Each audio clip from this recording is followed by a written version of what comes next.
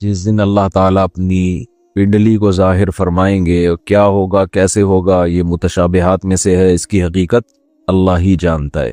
تو سب لوگ سجدے میں گر پڑیں گے اس کا جمال دیکھ کر، اس کا حسن دیکھ کر، اور اس وقت لوگوں کو سجدے میں لذت محسوس ہوگی، مزہ آئے گا۔ لیکن کچھ بدبخت ایسے بھی ہوں گے جو سجدہ کرنا چاہیں گے مگر وہ سجدہ نہ کر سکیں گے، ان کی کمر اکڑا دی جائے گی، تختے کی بنا دی جائے گی۔ یہ وہ لوگ تھے یدعون الی السجود، جن کو سجدے کی طرف بلایا جاتا تھا، وہم سالمون، اس وقت ان کی کمر تختے کی نہیں تھی، یہ صحیح سالم تھے۔ تو اس پر پچھلے ہفتے تفصیل سے بیان شروع ہوا تھا کہ اللہ تعالیٰ کو اپنی عبادتوں میں سب سے زیادہ جو پسند ہے عبادت، وہ نماز ہے۔ نماز عربی میں جسے صلاح کہتے ہیں۔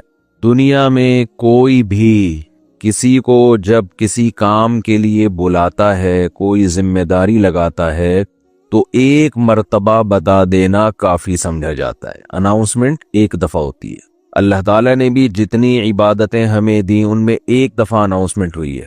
رمضان کا روزہ فرض ہے، کتنی دفعہ بتایا؟ 2 دفعہ بتایا، لیکن وہ اسی آیت کو ریپیٹ کیا ہے ایک ہی جگہ پہ، اس کے بعد دوبارہ نہیں بتایا گیا۔ حالانکہ روزے رکھنا بھی کوئی آسان کام نہیں ہے۔ حج فرض ہوا ہے، ایک آیت میں اللہ نے فرض کیا، اس کے بعد اس آیت کو دوبارہ ریپیٹ نہیں کیا۔ وَلِلَّهِ عَلَى النَّاسِ حِجُّ الْبَيْتِ مَنِ اسْتَطَاعَ إِلَيْهِ سَبِيلًا، لوگوں پر لازم ہے اللہ کے لیے کہ جو استطاعت رکھتے ہیں وہ بیت اللہ کا حج کریں، بس ایک دفعہ کافی ہے۔ اسی سے پوری دنیا صدیوں سے جو بھی مسلمان ہیں حج کرتے چلے آ رہے ہیں، لاکھوں روپے خرچ کرتے ہیں۔ لیکن نماز ایک ایسی چیز ہے جسے بار بار بار بار بار بار درجنوں بار قرآن میں بتایا گیا ہے، درجنوں بار۔ جہاں اہل ایمان کی صفات بیان کی، نماز اور زکوٰۃ بھی ساتھ میں۔ نماز ادا کرتے ہیں، زکوٰۃ دیتے ہیں، نماز ادا کرتے ہیں، خرچ کرتے ہیں، نماز ادا کرتے ہیں، غریبوں کو کھانا کھلاتے ہیں، نماز ادا کرتے ہیں، ہماری راہ میں خرچ کرتے ہیں۔ تو پیسے خرچ کرنا جس کو روکڑا کہا جاتا ہے، اور نماز پڑھنا، یہ 2 اسلام کے ایسے لازم اور ملزوم حکم ہیں کہ جن کے بغیر اللہ آپ کے اسلام کو اسلام ماننے کے لیے تیار ہی نہیں ہے۔ انہیں کہا جاتا ہے شعائر اسلام میں سب سے بڑے شعائر۔ اگر کوئی آپ سے پوچھے نا کہ اسلام کے شعائر میں سب سے بڑے شعائر کون کون سے ہیں، تو آپ نے جواب دینا ہے سب سے پہلا نماز، اس کے بعد زکوٰۃ۔ شاعر کیا ہوتا ہے یہ بھی میں بتا دوں۔ ہر قوم کی ایک مخصوص پہچان ہوا کرتی ہے، ہر مذہب کی ایک مخصوص پہچان ہوا کرتی ہے، ہر ملک کی ایک مخصوص پہچان ہوا کرتی ہے جس سے وہ دوسروں سے جدا ہو جائے۔ جہاں بھی ایمان اور اسلام کی بات آئی ہے قرآن و سنت میں، وہاں نماز لازمی ساتھ میں چپکی ہوئی ہے۔ تو اس لیے آپ کو نماز تو پڑھنی ہی پڑھنی ہے، اس میں تو نو کا آپشن ہے ہی نہیں۔ یہ ثابت کرنے کے لیے ہم کیا ہیں؟ مسلم ہیں، مرد کو بھی عورت کو بھی۔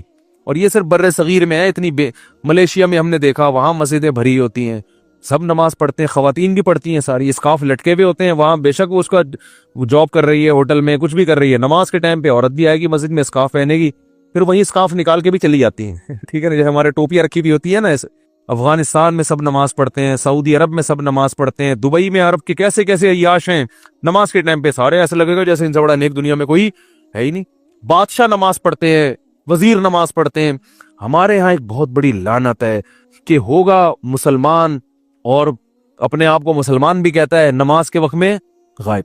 تو اس لیے امام احمد ابن حنبل جو بہت بڑے مجتہد ہیں، ان کا یہ فتویٰ ہے کہ ایک نماز بھی جو جان بوجھ کر چھوڑ دے گا اسلام سے خارج ہو جائے گا۔ اگرچہ جمہور کا یہ فتویٰ ہے کہ خارج نہیں ہوتا، کفر کے قریب ہو جاتا ہے وہ، لیکن امام احمد بن حنبل کی کوئی کم حیثیت تو نہیں ہے۔ سعودی عرب میں انہی کو فالو کیا جاتا ہے۔ شیخ بن باز، شیخ صالح العثیمین سعودیہ کے مفتی اعظم رہے ہیں، ان کا فتویٰ اب تک چلا یہی آ رہا ہے کہ ایک آدمی اگر فجر کی نماز کے لیے الارم نہیں لگاتا، اس نے صبح 8 بجے آفس جانا ہے، رات کو سویا صبح 8 بجے کا الارم لگا کے، تو یعنی اس نے پکا ارادہ کیا ہوا ہے کہ میں نے فجر میں نہیں اٹھ رہا۔ ایک تو ہوتا ہے نا آنکھ کھلی نہیں، ارادہ تو تھا نہیں کھلی آنکھ، پکا ارادہ کیا ہوا ہے، انہوں نے کہا یہ اسی وقت مرتد ہو جائے، کیونکہ اس نے پکا ارادہ کر لیا ہے نماز کے قضا کرنے کا، پکا ارادہ وہ یہاں تک ان کا فتویٰ ہے کہ مرتد ہو جائے گا اس کو اگر توبہ نہیں کرتا اور توبہ کا اعلان نہیں کرتا باقاعدہ، تو उसको मुसलमानों के कब्रिस्तान में दफन करना भी जायज बोलो नहीं है, उसका निकाह भी टूट गया। अगरचे जमहूर इसको नहीं मानते, लेकिन इमाम अहमद बिन हंबल की भी तो एक बड़ी वैल्यू है ना, और अब्दुल्ला बिन मसूद की भी कम वैल्यू नहीं है। वो फरमाते हैं हम नबी के दौर में किसी भी जुर्म को ये नहीं समझते थे कि इंसान काफिर हो जाता है, नमाज को हम ये समझते थे कि कोई छोड़ दे तो इस्लाम से खारिज हो। तो इसलिए अरब में शराब पीने वाला भी नमाज पढ़ता है, क्योंकि मुसलमान में बहरहाल कुछ भी हो, इस्लाम का नाम अपने आप से हटाना पसंद नहीं करता। और आज हमने देखा है मस्जिदों के 7 घर हैं, नमाज के लिए नहीं आ रहे, और सफर में तो नमाजियों को देखा है नमाजें छोड़ते हुए। जरा आजकल पेपर है तो जी छोड़ दो नमाज। भाई पेपर में नमाज छोड़ना कहां से जायज हो गया?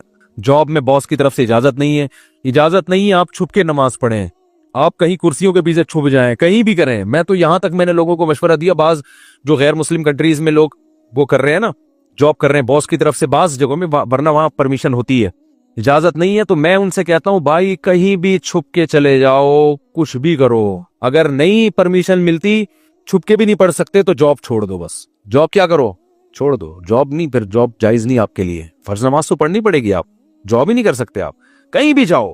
कहते कहां जाके, मैं भाई वॉशरूम में पढ़ लो, वॉशरूम में पढ़ लो। वॉशरूम का मतलब ये नहीं कि वो फ्लश के ऊपर, वो तो जगह का पाक होना जरूरी है ना। इंतहाई आखिरी दर्जा ये कोई मुसल्ला रखो अपने साथ ताकि जगह पाक हो। ये ऐसा नहीं कि वॉशरूम में नमाज पढ़ना शुरू कर दें, हराम है, नाजायज है वॉशरूम में नमाज पढ़। लेकिन अगर कोई सूरत नहीं बनती, कुछ भी नहीं है, जाए नमाज ले जाओ भाई छुप के, जहां नहाते हैं ना जिस जगह पे, उस जगह मुसल्ला बिछा के नमाज पढ़ लो। ट्रेनों में नमाज नहीं छोड़ सकते आप। मैं तो कोई ज्यादा नेक आदमी नहीं हूं, लेकिन 1-2 वाकयात में लोगों को सिर्फ मोटिवेट करने के लिए। एक दफा हम भावलपुर से चढ़े ट्रेन में, जब मैं ट्रेन में चढ़ा हूं भावलपुर से, तो फजर की नमाज का टाइम हो रहा था, और रश इतना था, हाजियों की उस वक्त फ्लाइटें बहुत जा रही थी, कराची से ही जाती थी, मुल्तान नहीं, एयरपोर्ट नहीं बना था उस वक्त। तो इतना रश था कि जैसे ही हम ट्रेन में चढ़े हैं तो अब पता चल गया कि बस ऐसे बिल्कुल सीधे, जगह ही नहीं, रश इतना ज्यादा। और फजर की नमाज वुजू मैंने पहले कर लिया था एहतियातन, और वहां मैंने कहा भाई नमाज पढ़नी है। लोगों ने कहा यहाँ जगह नजर आ रही है सूफी साहब, लोग फिर ताने देना शुरू कर, सूफी तो नजर नहीं आ रहा है, यहाँ को नमाज पढ़ेगा, पागल हो रहा है। अच्छा सफर में लोगों ने कहा भाई सफर में माफ है, बाद में तोबा कर लेना, कज़ा पढ़ लेना। ये बड़े अच्छे अल्फाज होते हैं लोगों के ना, यानी उनकी नजर में कि तोबा कर लेना। ओ भाई तोबा तो कहां से, अगर ऐसा ही होता तो अल्लाह कहते नमाज पढ़ लो, नहीं पढ़ते तो तोबा कर लेना। पढ़नी है, कसा नहीं करनी है। इन्नस्सलात कानत अलल मुमिनीन किताबम मौकूता। अगर नमाज छोड़ने की मेरे भाई कहीं गुंजाइश होती तो मैदान जंग में लड़ते हुए जब गोलों की घन गरज और तलवारों की चमक हो, उसमें अल्लाह इजाजत दे देगा कज़ा कर लो। वहां इजाजत नहीं दी है। अल्लाह ने फरमाया नहीं कोई सूरत बनती, सवारी पे बैठो, घोड़े का जहां रुख है उसी तरफ रुख करके नमाज पढ़ो, वहां इजाजत नहीं दी। और आगे अल्लाह ने इसकी वजह बयान की है कि मैं इसलिए कह रहा हूं यहां पढ़नी है